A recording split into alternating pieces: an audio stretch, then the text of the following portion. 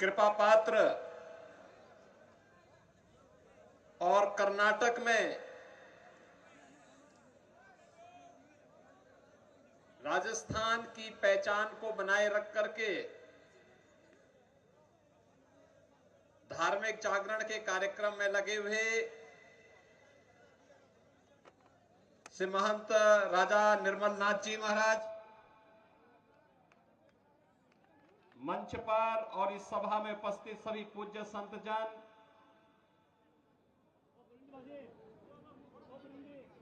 Bharatiya Janata party के लोकप्रिय प्रत्याशी विधायक श्री छगन सिंह राजपुरोहित जी, अजय महावर जी, ऋषिकेश पटेल जी, ईश्वर सिंह तुम्बा जी, रविंद्र बालावत जी, भारतीय जनता पार्टी के सभी पदाधिकारीगण, आहोर विधानसभा क्षेत्र से जुड़े हुए सभी उपस्थित भाइयों और बहनों, मेरा यह सौभाग्य है कि आज मुझे आहोर विधानसभा क्षेत्र में आप सबसे संवाद करने का सौभाग्य प्राप्त हो रहा है। जालोर में मेरा आना रहा है, भैरवनाथ जी के अखाड़े में, श्रीनाथ मंदिर में, जालंधर नाथ जी की जो पावन स्थली है, पूज्य बापू शांतिनाथ जी के सानिध्य में, पूज्य बापू गंगानाथ जी के सानिध्य में अनेक बार इस जालोर में मुझे आने का, विभिन्न धार्मिक आयोजनों में भागीदार बनने का अवसर प्राप्त हुआ है। और आज ये मेरा सौभाग्य है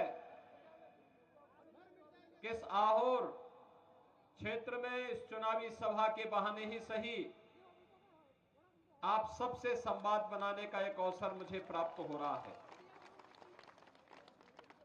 भाइयों बहनों, राजस्थान में विधानसभा के चुनाव चल रहे हैं। विधानसभा का ये चुनाव हमारे लिए केवल चुनाव नहीं है, ये चुनाव जनता जनार्दन को शासन की योजना का लाभ मिले, यहां की बहन बेटियों के साथ साथ यहां के व्यापारियों और नागरिकों को सुरक्षा का बेहतर वातावरण मिले,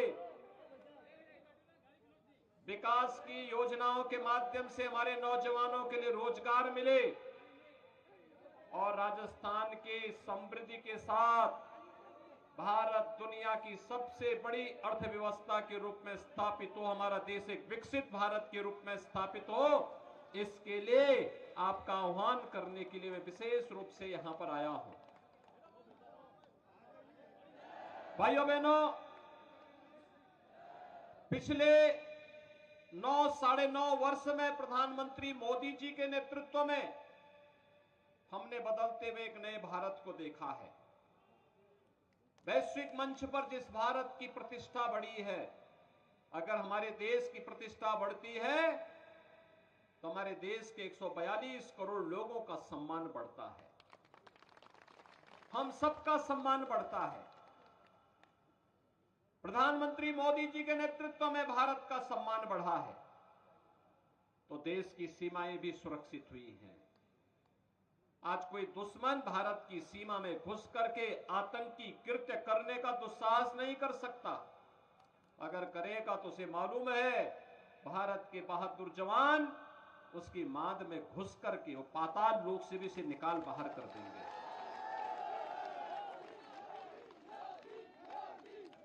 भाइयों बहनों, कांग्रेस ने देश को समस्याएं ज्यादा दी।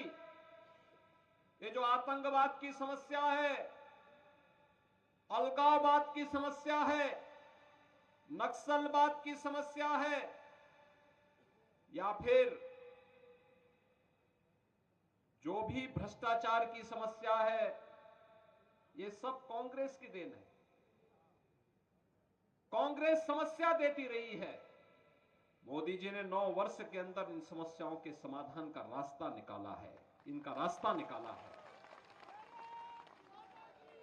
आतंकवाद की समस्या धारा 370 के माध्यम से कांग्रेस ने दी।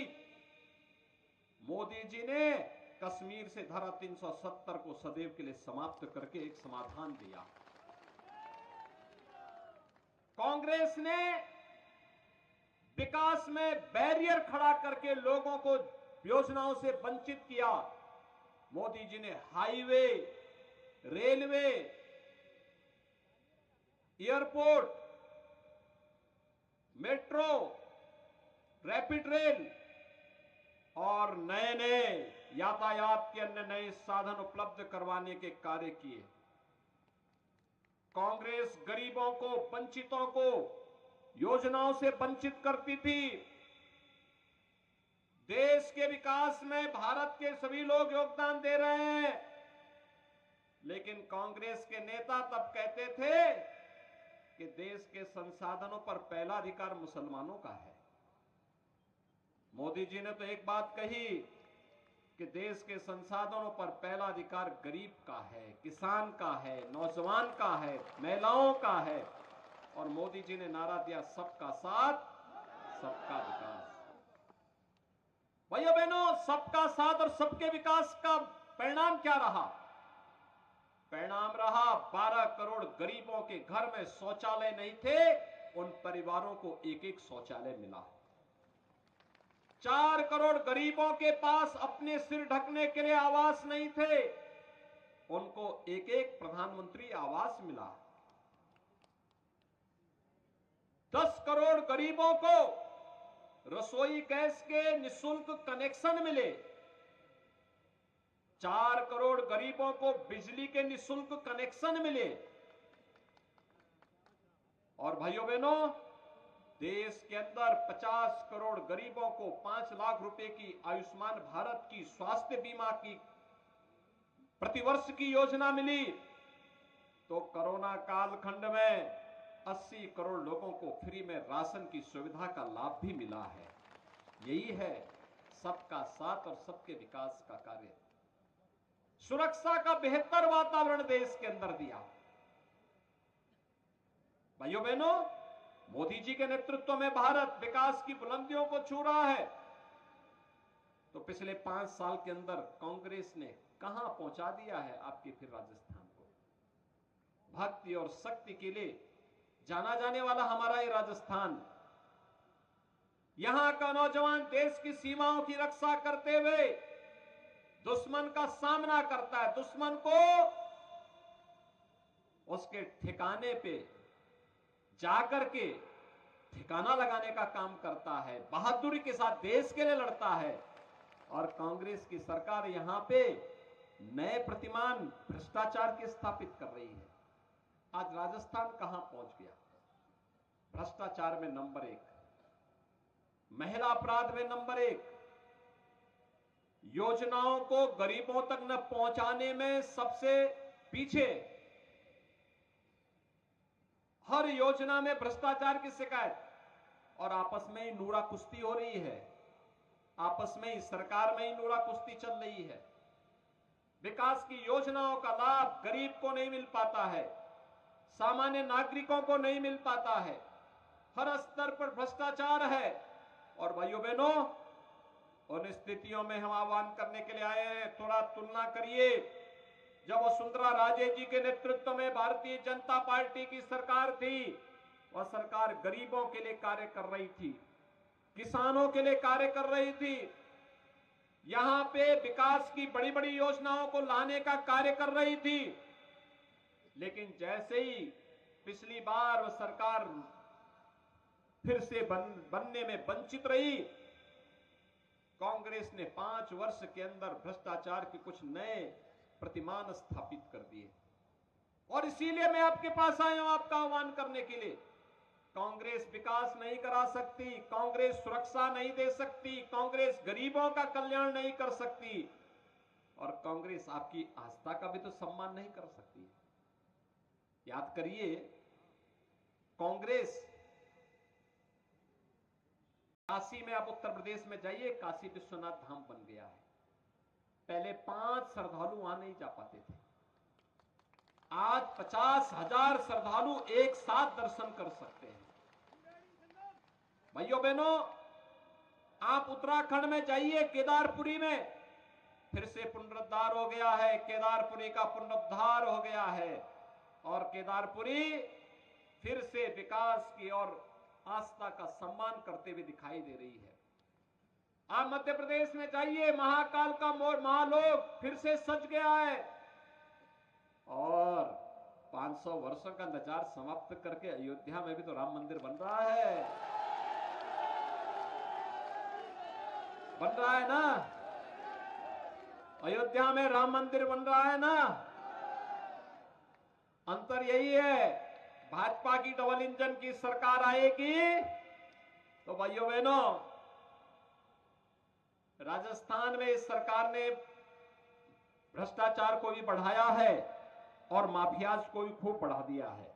इतने माफिया यहां बढ़ गए हैं अब कि जहां देखो वहां एक नया माफिया, कहीं खनन माफिया, कहीं भू माफिया, कहीं वन माफिया, कहीं पशु माफिया, कहीं पे गरीबों पर अत्याचार करने वाले माफिया, और एक लंबी फेरस्त है।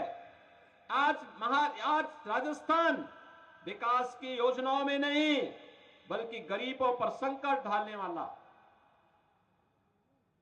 किसी अच्छी योजना में नंबर 1 पे नहीं है, भ्रष्टाचार में नंबर 1 पर है, महिलाओं के अपराध में नंबर 1 पर है, साइबर क्राइम में नंबर 1 पर है, बिजली की दरें सबसे ज्यादा देश के अंदर राजस्थान में है, पेट्रोल डीजल का दाम बेट के कारण सर्वाधिक राजस्थान में है, महंगाई इंडेक्स में सबसे ज्यादा यहां पर है, परीक्षाओं में पेपर लीक राजस्थान में हो रहा है, मंडी टैक्स यहां पे सबसे ज्यादा यहां पे लिया जा रहा है और हमारा बेरोजगार नौजवान रोजगार के लिए रोजगार न मिलने के कारण सर्वाधिक आत्महत्या भी राजस्थान में हो रही है। भाइयों बहनों, इससे मुक्ति के लिए डबल इंजन की सरकार चाहिए। और याद रखना, यूपी में डबल इंजन की भाजपा की सरकार है तो माफिया के साथ क्या व्यवहार होता है सब जान रहे हैं ना।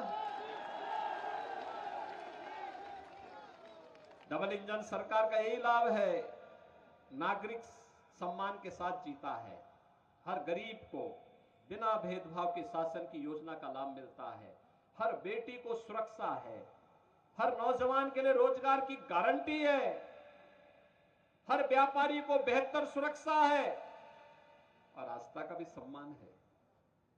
कांग्रेस क्या राम मंदिर बना पाती?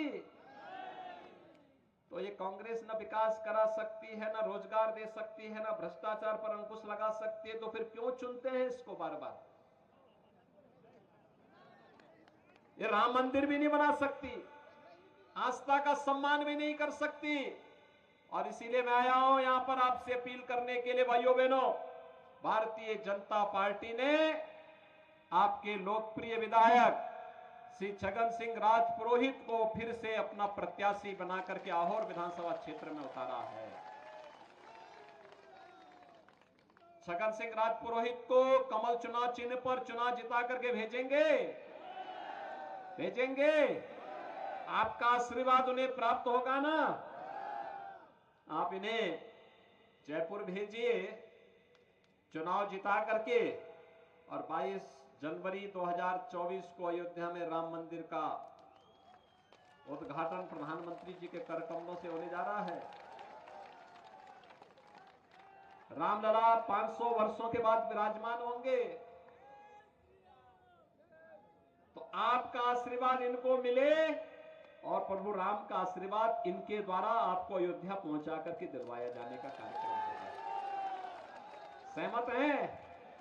सभी लोग सहमत हैं? दोनों हाथ उठा करके एक बार मेरे साथ बोलेंगे, भारत माता की, भारत माता की, भारत माता की जय श्री राम, जय जय श्री राम।